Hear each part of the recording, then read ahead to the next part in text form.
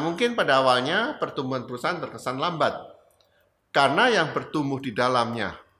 Dengan pertumbuhan dari dalam ini, sebenarnya perusahaan mempunyai akar yang kuat, sehingga dapat bertahan di segala macam keadaan. Jadi kuncinya adalah menghadapi tantangan adalah selalu berpikir bagaimana caranya untuk menjadi lebih baik setiap hari.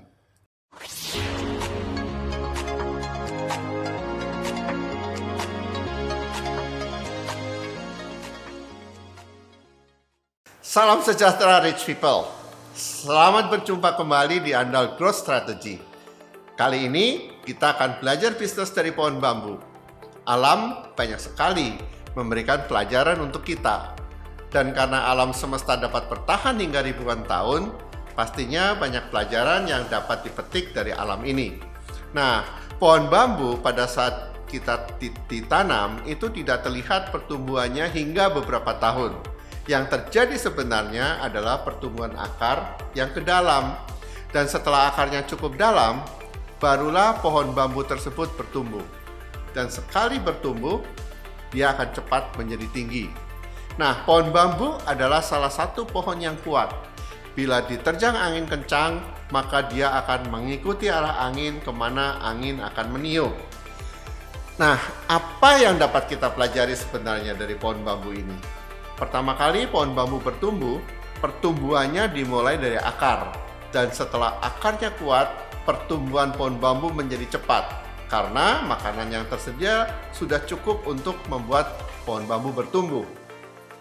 Nah, akar pada suatu pohon adalah sesuatu yang tidak terlihat dari luar. Tetapi akar ini akan berperan penting dalam kehidupan pohon tersebut. Pohon yang besar pasti akarnya akan menjalar kemana-mana dan dalam.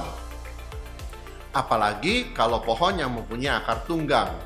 Pohon bambu akarnya adalah akar serabut, tetapi dapat kemana-mana. Sehingga kalau kita lihat, kumpulan akar pohon bambu ini kuat sekali dan menjadi satu. Nah, kemudian kalau pohon bambu itu akarnya kuat, dengan cepat pohon itu bertumbuh ke atas. Saat pohon sudah menjadi tinggi, angin sekencang apapun sulit untuk merubahkan pohon bambu itu. Nah, seandainya sekarang perusahaan dibangun dengan akar yang kuat, maka perusahaan tersebut akan kuat dalam menghadapi gejolak ekonomi maupun persaingan usaha. Nah, akar ini apa sebetulnya? Kita sudah beberapa kali membahas tentang RTV, yaitu Resource, Process, dan Value. Nah, mengembangkan RTV di dalam suatu perusahaan artinya mengembangkan kekuatan perusahaan dari dalam perusahaan itu sendiri. Nah, mungkin pada awalnya pertumbuhan perusahaan terkesan lambat karena yang bertumbuh di dalamnya. Dengan pertumbuhan dari dalam ini, sebenarnya perusahaan mempunyai akar yang kuat sehingga dapat bertahan di segala macam keadaan. Nah, saya akan sharing pada saat pertama kali mengadakan perubahan dari dalam. Dari RTV yang pertama kali tentunya resources. Karena saat pertama kali perusahaan mulai bertumbuh, harus menambah orang. Dan orang ini merupakan resources. Nah, untuk proses, perusahaan yang masih kecil, masih baru mulai, tentunya tidak sulit prosesnya. Dan itu mudah sekali. Nah, maka fokusnya adalah di resources. Nah, kemampuan untuk mengelola orang pada saat jumlah karyawan mulai bertambah merupakan resources yang sangat penting.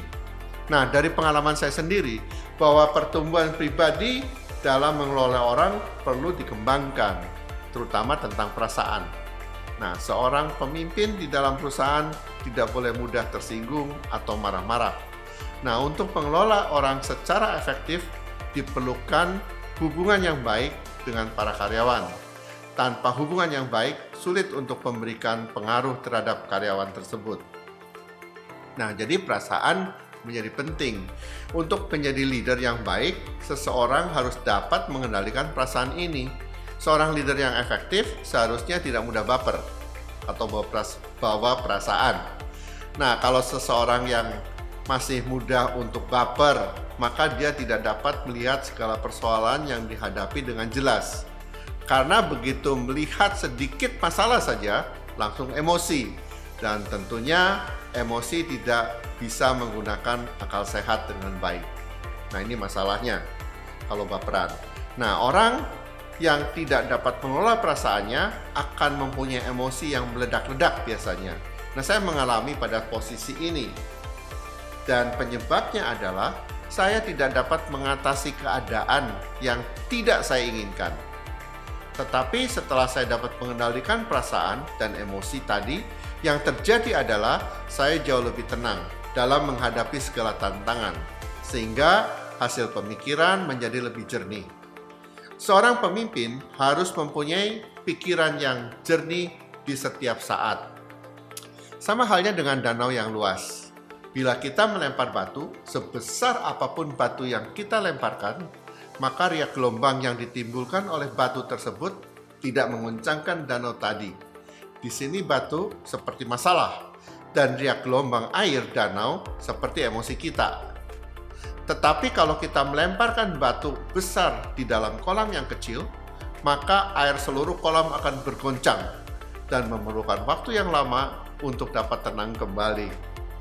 Nah, seseorang harus mempunyai pengetahuan yang luas dan dalam seperti danau yang luas tadi, sehingga apabila ada masalah yang timbul, orang tersebut masih dapat tenang.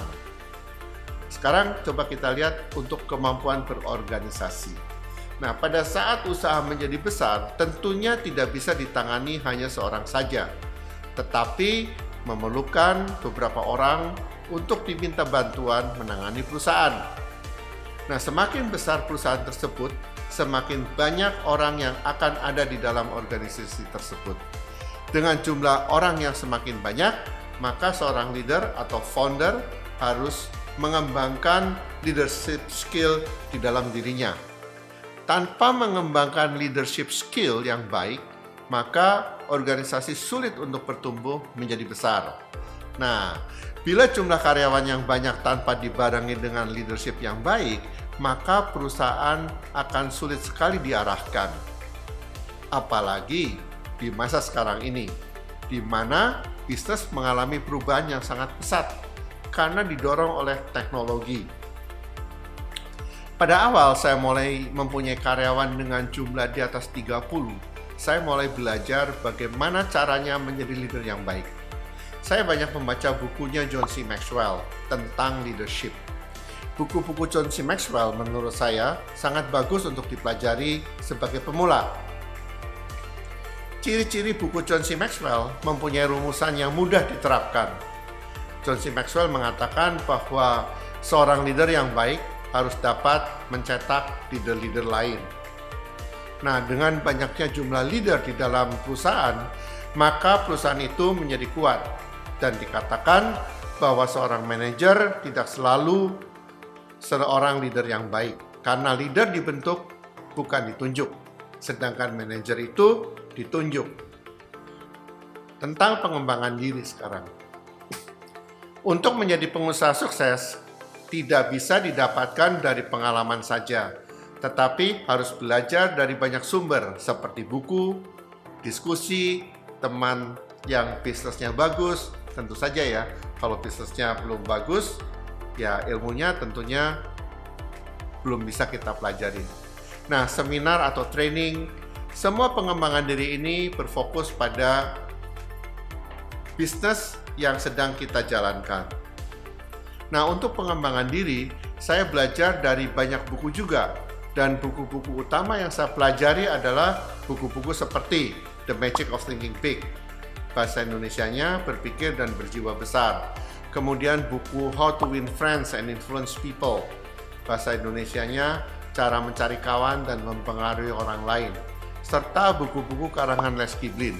Nah, Les Giblin banyak menulis buku tentang hubungan dengan orang lain. Nah, jadi yang saya pelajari adalah kemampuan saya untuk berhubungan dengan orang lain. Karena di dalam mengelola usaha tidak lepas dari hubungan dengan orang lain. Hubungan dengan karyawan juga termasuk di dalam hubungan dengan orang lain.